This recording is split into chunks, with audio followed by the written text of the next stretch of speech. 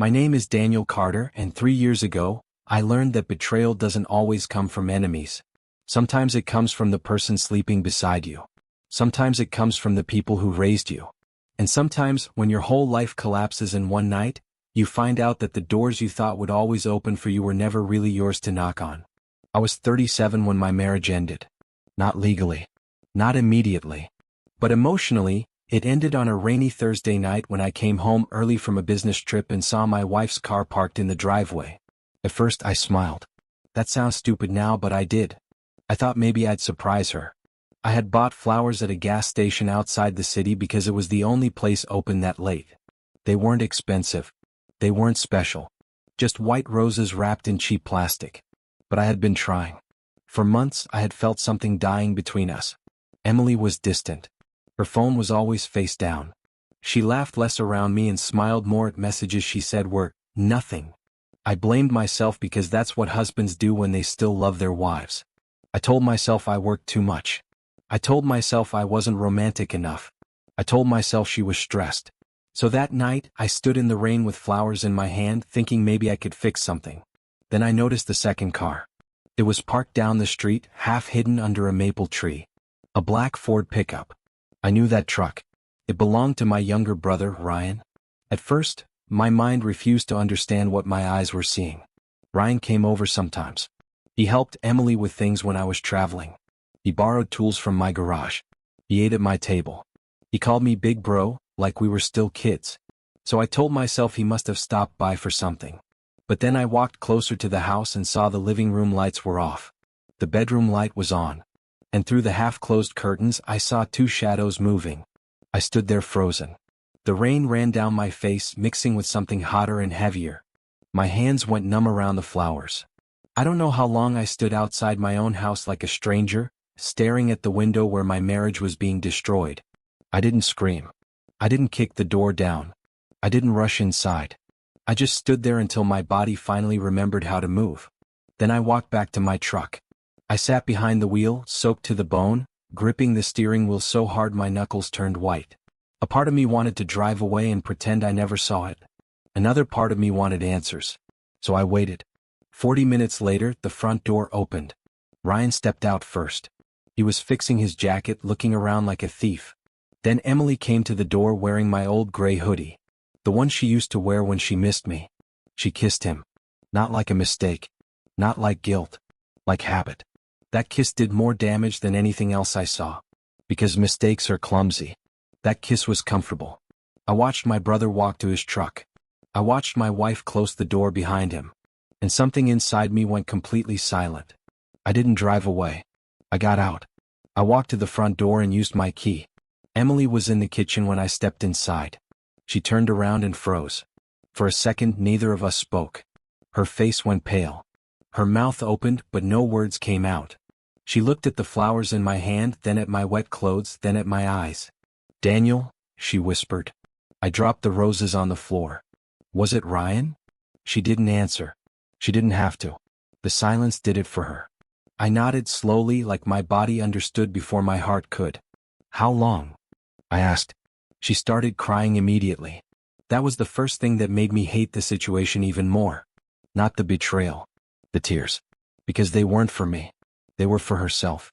"Daniel, please, I can explain." "How long?" She covered her mouth. 6 months. 6 months. For 6 months, my brother had been coming into my home. Sitting across from me at dinner. Laughing with me during family barbecues. Helping me carry groceries. Hugging me on my birthday. For 6 months, my wife had been lying beside me after lying with him. I felt sick. I walked past her and went upstairs. She followed me, crying, begging, saying it just happened. Saying she was lonely, saying Ryan understood her, saying she never meant to hurt me.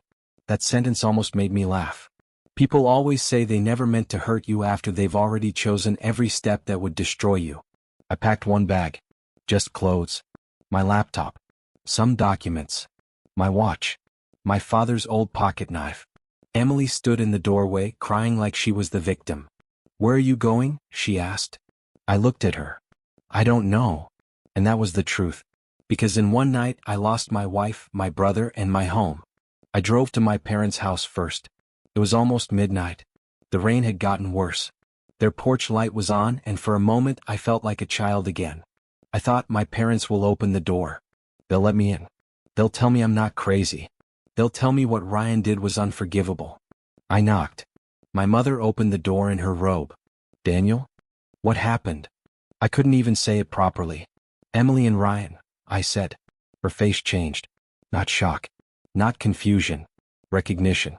That was the second time my heart broke that night. You knew? I asked. She looked away.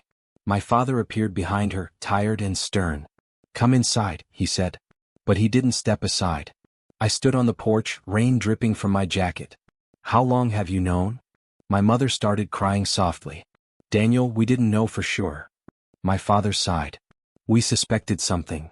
You suspected my wife was sleeping with my brother and nobody told me? Lower your voice, my father said. That was when I realized I had not come to my parents' house for comfort. I had come for the final betrayal. My mother said Ryan was confused. My father said Emily and I had been struggling anyway. They both said this didn't need to destroy the family. The family. Not my marriage. Not my life. The family. You want me to forgive him? I asked. My father looked me in the eyes. I want you to think carefully before you do something you can't take back. I stared at him. Ryan took my wife. My father's jaw tightened. And he is still your brother. I nodded. That one sentence told me everything. Ryan was still their son. But somehow I was no longer allowed to be hurt. My mother reached for my arm. Maybe you should go to a hotel tonight. Everyone needs to calm down. I looked past her into the warm house I grew up in. The hallway where my school pictures still hung. The living room where I watched Christmas movies as a kid. The kitchen where my mother used to make pancakes on Sunday mornings. And then I looked at the door. Still not open. I stepped back. You're not letting me in? My mother cried harder, but she said nothing. My father said, not tonight. Not tonight. Those two words stayed with me for years. I drove away without another word. The next house I went to belonged to my best friend, Mark. Mark and I had known each other since college. He was the best man at my wedding. He called me family. I had helped him through debt, a divorce, and the worst depression of his life. When his business almost failed, I loaned him money and never asked for it back. So I knocked on his door at almost 1 a.m. with my whole life in a duffel bag. His wife opened first, looking annoyed and sleepy. Then Mark came to the door. Daniel? Man, what are you doing here? I told him everything. Not all the details. Just enough. Emily. Ryan. My parents. Nowhere to go. He rubbed his face and looked behind him where his wife stood with crossed arms. Can I stay here tonight? I asked. Just one night. That was all. One couch. One blanket. One door that opened. Mark looked uncomfortable. Brother, I would, but things are kind of tense here right now. I stared at him. What? His wife whispered something behind him. He lowered his voice. Look, I'm sorry. I really am. But we don't want drama at the house. Drama. My marriage had been destroyed. My own brother had betrayed me. My parents had shut me out. And to my best friend I was drama. I helped you when you had nowhere to go, I said quietly. He looked ashamed but not ashamed enough to move. I know. And I'll call you tomorrow, okay? We'll figure something out. Tomorrow. Everyone loved me tomorrow. Nobody opened the door tonight. I walked back to my truck. The rain had slowed to a cold mist and the street was empty. I sat behind the wheel and stared at Mark's house. A few seconds later, the porch light turned off. That was when I finally broke. Not loudly. Not dramatically. I just leaned forward, put my forehead against the steering wheel, and cried like a man who had been holding up a house with his bare hands and finally felt the roof collapse. I slept in my truck that night in the parking lot behind a closed grocery store. Or at least I tried to sleep.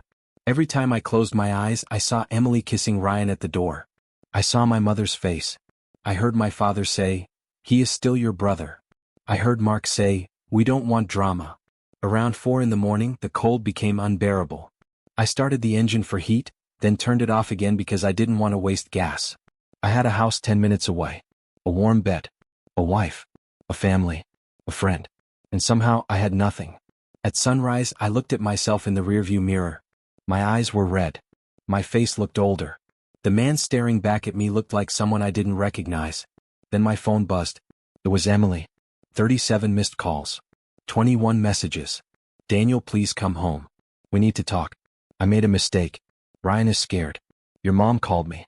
Please don't ruin everyone's life over this. That last message changed something in me. Please don't ruin everyone's life. Not, I ruined yours. Not, I'm sorry. Not, you didn't deserve this. No. She was already worried about consequences. That was the morning I stopped being broken and started paying attention. Because when people betray you, they expect you to react emotionally. They expect shouting, begging, chaos. They expect you to make mistakes so they can point at you and say, see? This is why we did what we did. But silence scares them. Control scares them. Evidence scares them. So I wiped my face, opened my laptop, connected to my phone hotspot, and logged into the cloud account Emily had forgotten we shared. Photos, receipts, location history, messages synced from an old tablet. 6 months of lies were waiting for me in folders she didn't even know existed. Hotel confirmations, dinner reservations, screenshots, deleted photos that weren't really deleted. And then I found something worse. It wasn't just an affair. Ryan had been helping Emily move money. Small amounts at first, then larger ones. Transfers from our joint savings account into a private account under her maiden name. I stared at the screen, my hands suddenly steady. They hadn't just betrayed me emotionally. They had been preparing to leave me with nothing. That was their mistake. Because heartbreak made me weak for one night. But theft made me dangerous. I didn't call Emily. I didn't call Ryan. I didn't call my parents. I called a divorce attorney. Her name was Rebecca Shaw, and when I walked into her office 2 hours later wearing yesterday's clothes and carrying a laptop full of evidence, she looked at me for less than 5 seconds before saying, "You slept in your car, didn't you?" I nodded. She pushed a box of tissues toward me. Then she said, "Good. Remember that feeling. Because from this moment on, we don't act from pain. We act from strategy." For the first time since the night before, I felt something other than grief. I felt focus. Rebecca spent 3 hours reviewing everything. The affair. The bank transfers. The messages. The timeline. When she finished, she leaned back in her chair and smiled slightly. "Your wife thinks she's ahead of you," she said.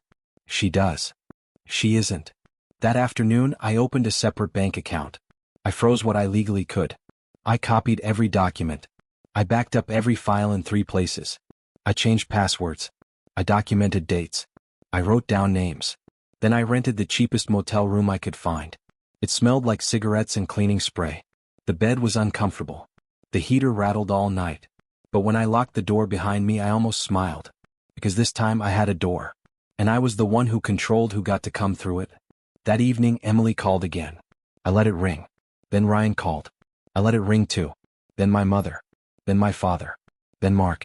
One by one, all the people who had closed their doors on me suddenly wanted me to open mine. I didn't answer any of them. At 9:14 p.m., Emily sent one final message. "Daniel, you're scaring me. What are you planning?" I stared at the screen for a long time. Then I typed back only one sentence. The same sentence my father had given me on the porch. "Not tonight." And I turned off my phone. Because they didn't know it yet, but the man who slept in his car that night was gone. The man who woke up in that parking lot had nothing left to lose. And people with nothing left to lose can become very patient, very quiet, very dangerous. And I was just getting started. The next morning, I woke up in that cheap motel room before sunrise. For a few seconds, I didn't remember where I was. Then the smell of old carpet hit me. The sound of the heater rattling in the corner. The dim light leaking through the curtains. And then everything came back. Emily, Ryan, my parents, Mark, the car, the locked doors. I sat on the edge of the bed and stared at the wall for a long time. There is a strange kind of peace that comes after your life completely breaks. Not happiness, not strength, just silence. The worst has already happened, so your fear has nothing left to threaten you with. My phone had been off all night. When I turned it back on, it almost froze. Missed calls, voicemails, messages. Emily had sent paragraphs. Ryan had sent apologies that sounded more like excuses. My mother had sent crying voice messages. My father had sent only one text. "Come by the house. We need to talk like adults." I stared at that message and laughed once. Not because it was funny. Because the night before, when I was standing on his porch in the rain with nowhere to go, he didn't want to talk like adults. He wanted me gone. Now that I had evidence, everyone suddenly wanted a conversation. I didn't answer him. I opened Emily's messages instead. "Daniel, please. You don't understand everything. Ryan and I made mistakes, but this doesn't have to become ugly. Please don't involve lawyers. Your mother is devastated. You're destroying the family. That one kept appearing in different forms. Destroying the family. As if I was the one who had done it. That morning I learned something important. People who betray you don't always fear losing you. Sometimes they only fear being exposed. I showered, put on the cleanest shirt from my bag and drove back to Rebecca Shaw's office. She had already prepared a list. Not emotional advice. Not comfort. Instructions. Do not speak to your wife alone, she said. Okay. Do not threaten your brother. I won't. Do not delete anything. I haven't. Do not go back to the house without a witness. I nodded. Then she looked at me carefully. And Daniel? Yeah. They're going to try to make you feel guilty for reacting to what they did. Don't let them. That sentence stayed with me. Because by noon they tried exactly that. My parents asked me to come over. This time I agreed. But I didn't go alone. Rebecca came with me. When my mother opened the door and saw a lawyer standing beside me, her face changed completely. Daniel, she whispered, why would you bring her here? I looked at the doorway. The same doorway where I had stood soaked and broken. You didn't let me in when I came as your son, I said. So today I came prepared. My father stood in the living room, arms crossed. Ryan was there too. That surprised me. He was sitting on the couch like a scared teenager, not a grown man who had slept with his brother's wife for 6 months. Emily was beside him. That surprised me even more. They had gathered the whole little rescue team. The family meeting. The emotional trap. My mother started crying the moment I walked in. Daniel, please sit down. I'll stand. Rebecca stood quietly beside me holding a folder. My father cleared his throat. Everyone is upset. But this needs to be handled carefully. I looked at Ryan. He couldn't hold my eyes. Carefully? I said. My father's jaw tightened. This is still a family. No, I said. This was a family. Emily stood up. Daniel, I know you hate me right now, but please listen. What happened with Ryan was wrong. I admit that. But our marriage was already broken. That was the first lie she tried in person. Rebecca opened the folder. I didn't say anything. Emily kept going. You were always gone. You were emotionally distant. I felt alone. Ryan was there when you weren't. Ryan looked down like he was trying to look ashamed. My mother nodded softly, like Emily was explaining something reasonable. That hurt more than I expected. Because even after everything, my own mother was still trying to understand them before she ever tried to understand me. Then Rebecca spoke for the first time. Mrs. Carter, are you saying the affair began because Daniel worked too much? Emily blinked. I'm saying it's complicated. Rebecca placed papers on the coffee table. Then maybe you can explain why money was transferred from the joint savings account into a private account during the same months. The room went silent. Emily's face went pale. Ryan looked up fast. My father stepped forward. What money? Rebecca placed more documents down. Bank transfers. Dates. Amounts. Records. My mother covered her mouth. Emily started shaking her head. That's not what it looks like. I finally spoke. What does it look like? She looked at me then. Really looked at me. And for the first time I saw fear. Not sadness. Fear. Because she realized I knew more than she thought. Ryan stood up. Daniel, I swear, I didn't know about the money. I laughed. It came out cold. You slept in my bed, but the money is where you draw the line? His face twisted. Don't say it like that. How should I say it? He had no answer. My father looked at Emily. Is this true? Emily started crying harder. I was scared. I didn't know what Daniel would do if he found out. I needed security. Security. She had a husband who loved her, a house, savings, family support, and a brother-in-law willing to betray his own blood for her. But she needed security. Rebecca calmly collected the documents. This conversation is over, she said. Daniel will be filing for divorce. All communication should go through legal channels. My mother rushed toward me. Daniel, please don't do this. Please. We can fix this. I stepped back before she touched me. You had a chance to help me. She froze. You came to my house in the middle of the night, she cried. I was shocked. No, I said. You were ashamed. There's a difference. My father said my name sharply. Daniel. I looked at him. Don't. For the first time in my life, my father had nothing to say to me. I turned and walked out. This time I didn't wait for anyone to open the door. I opened it myself and left. The divorce moved fast after that. Not because Emily wanted it to. She fought everything. At first she tried the victim story. She told relatives I had abandoned her. Then she told them I was unstable. Then she said I had become cruel. But evidence has a way of making lies tired. The messages came out. The hotel receipts came out. The bank records came out. The timeline came out. And slowly people stopped calling me angry. They started calling me quiet. That scared Emily more than anything. Ryan lost more than he expected. He worked at a construction supply company owned by one of my father's old friends. He had always acted like he earned everything on his own, but the truth was, my father had opened doors for him his entire life. When the affair became public inside the family, the owner didn't fire him immediately. But people talk. Customers talk. Coworkers talk. Ryan stopped being the charming younger brother everyone protected and became the man who betrayed his own brother for his wife. 2 months later he resigned. He said it was his choice. It wasn't. Emily tried to stay with him for a while. That was the funniest part in the cruelest way. Once the fantasy became real, it started falling apart. It's easy to be passionate in secret. It's harder when you're both broke, hated, stressed, and surrounded by consequences. Ryan blamed her for the money. She blamed him for getting caught.